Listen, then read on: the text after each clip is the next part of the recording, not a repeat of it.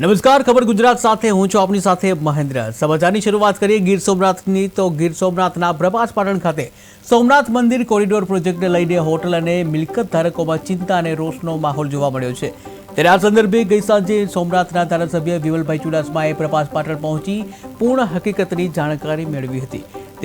તેઓએ અસરગ્રસ્ત 384 મિલકત ધારકો સાથે રૂબરૂ મુલાકાત લઈ તેઓના પ્રશ્નો સાંભળી અને તંત્ર સમક્ષ રજૂઆત કરવાની ખાતરી આપી હતી। ત્યારે ધારાસભ્યએ જણાવ્યું કે છેલ્લા કેટલાય દિવસોથી કોરિડોર મંજૂર થયાની વાત સામે આવી છે અને અસરગ્રસ્તોને વાતચીત માટે બોલાવવામાં આવી રહ્યા છે।